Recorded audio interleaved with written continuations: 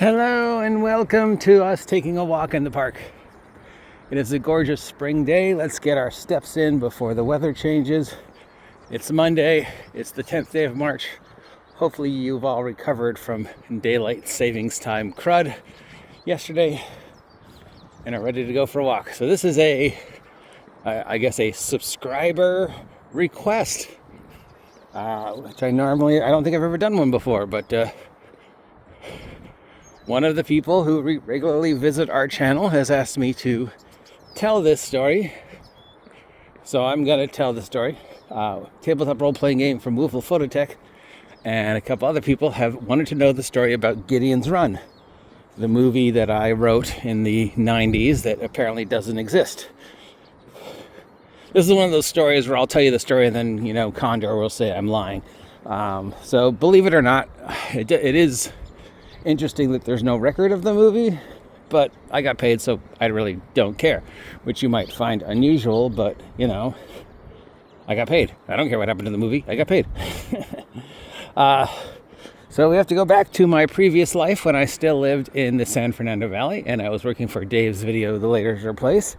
And from working for Dave's Video, The Laser Place on Ventura Boulevard in Studio City for pretty much since the day it opened to the day it closed, I had regular interaction with people that you would consider Hollywood elite, famous people, middle management, anybody. If you grew up in the studio system, if you grew up in North Hollywood, if you grew up in Studio City, running into famous people was pretty much a common occurrence. To the point for the fact that, I was never starstruck, I'm talking to George Clooney, doesn't matter, he's just a dude, right? So through this process, I obviously met a lot of people who were script writers and in the studio system. I never wanted to be an actor, but, I liked the behind-the-scenes stuff, the production stuff, from my time working on Power Rangers and everything else. So meeting these people on a daily basis, obviously, inevitably, I got to the point where I was kind of doing stuff. I worked on a UHF underground TV show called A Fistful of Fingers. I wrote a couple scripts for movies. I did stuff. I did the Power Rangers stuff. I did some other stuff. I mean, you can't really grow up in the San Fernando Valley Studio City without writing at least one script. I think it's a law. So I got a spec script, and these guys knew that I was really into cyberpunk, and we talked about cyberpunk, and we talked about my work on the cyberpunk role-playing game. That's where, and I showed them the stuff, and they were working on a sort of cyberpunk script for a movie called Gideon's Run.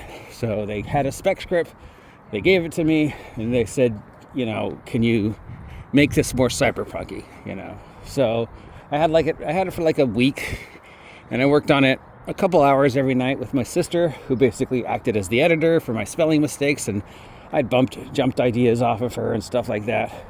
And basically, by the end of a week, I handed them back a complete script based upon their ideas, combining with my research and knowledge of just cyberpunk and technology and just making it a thing. So Gideon's Run was done. I was handed a check for $2,000. I thanked them. I said, if you ever want to work together again, let me know. And that was it. I completely forgot about it. My mom was like, oh, yeah, you got a script made. And I was like, big deal. It's Hollywood. A spec script got paid. I got paid for a spec script. If anything ever happens to that spec script, I don't know. But the movie did get pressed to DVD, at least amateur. So at least for 20 minutes, there was a DVD with the movie Gideon's Run on it. I bought one copy to give to my mom.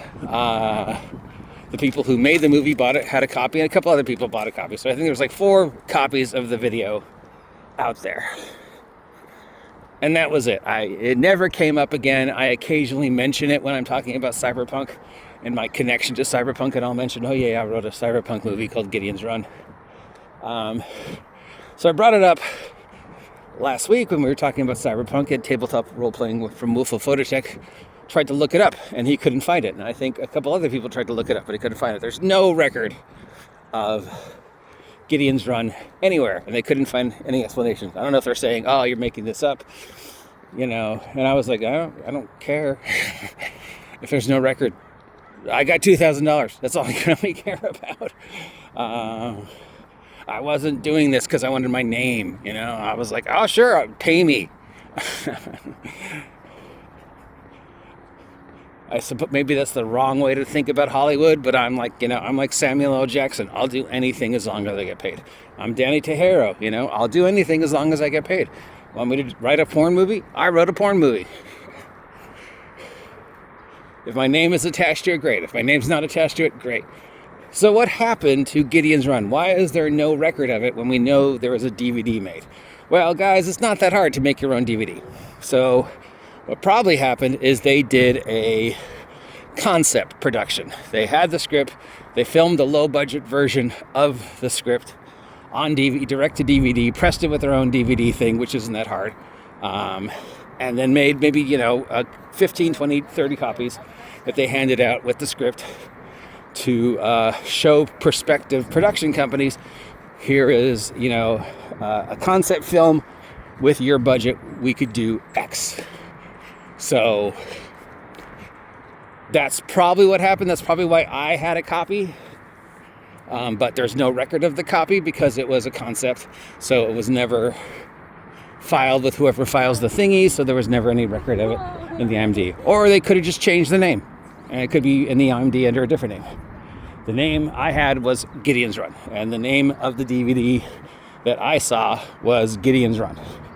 But it was obviously a very amateurish D&D DVD. It was in a generic DVD case. It had a photo on the front.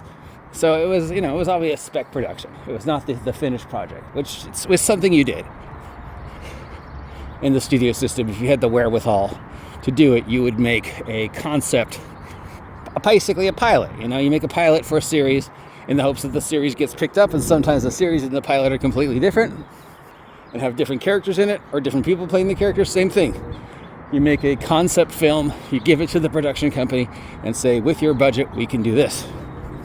So you might be wondering, what was the movie about and how come I don't have a copy of it? Well, because the plot is going to sound very familiar, and there was another movie that came out about the exact same time with pretty much the exact same plot, but with a bigger budget, and it sounds a lot like another movie that was made in the 80s.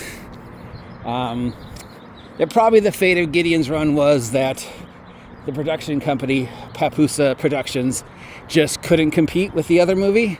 So they either said, sure, take what we did and add it to what you did and whatever, or it just never went anywhere. I don't know. I have reached out to the person who I worked with on the film, but that was, 10,000 years ago when I still lived in North Hollywood. They haven't responded. I have no idea if they're even still, out there, what they're doing. Because it doesn't come up, it's not somebody I had a lot of contact with after I made the film, other than it was somebody I saw in the store. All right, so here we go. Now, stop me if you've heard this before. Gideon's Run. Gideon discovers his daughter has an incurable MacGuffin disease. He cannot afford the procedure to cure his daughter of the disease. So, morning.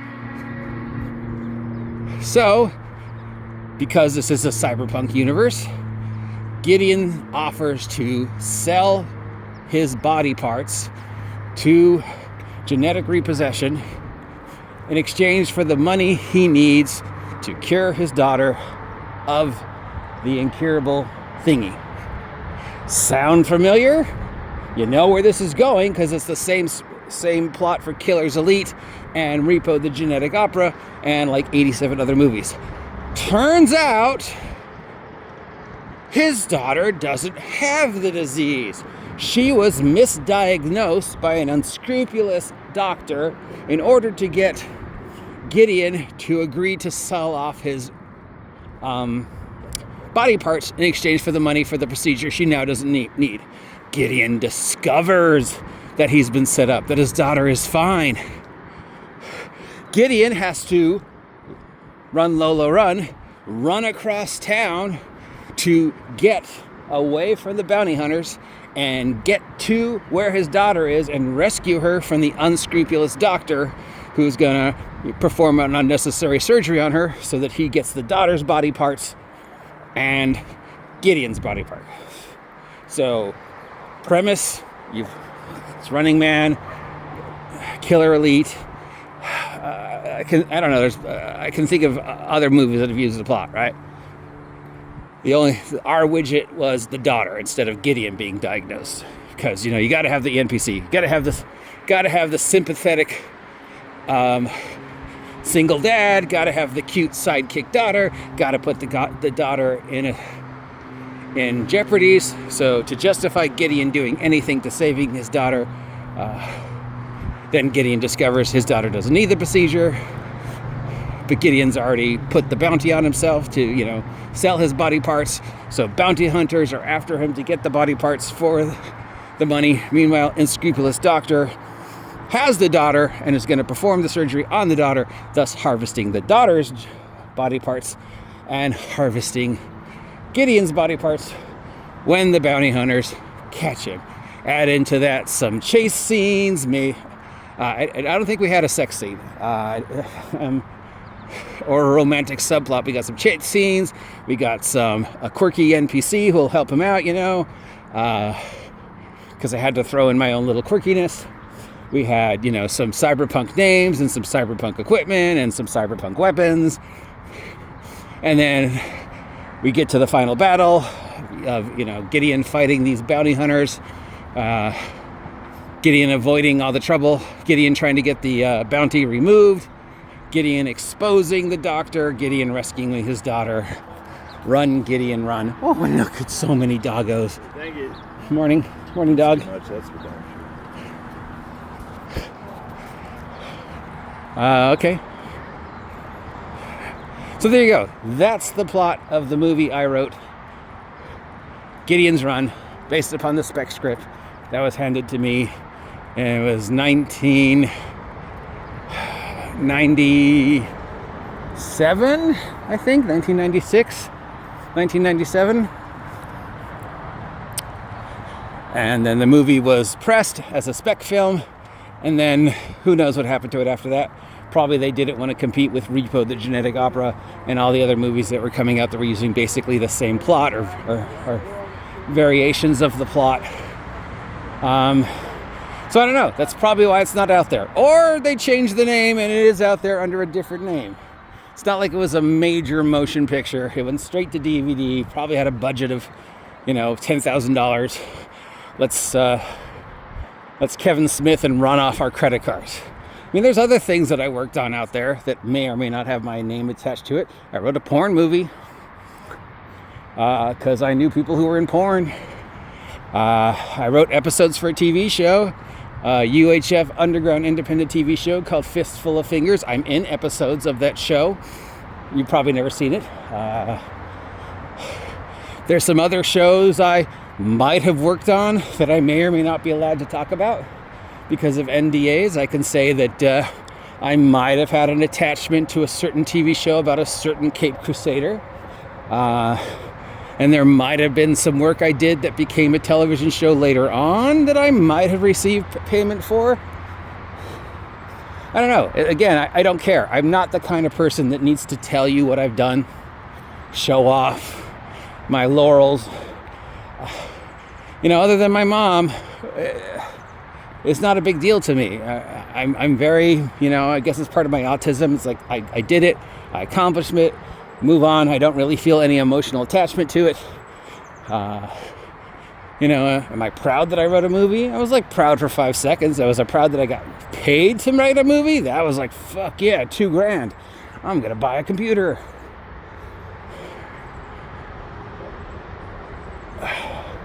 But other than that, I don't think about it. It doesn't come up with conversations other than recently. If we're gonna list the things from my life in Hollywood that I'm proud of, that I feel like, hey, I was a part of that. That's my 15 seconds of fame. Power Rangers.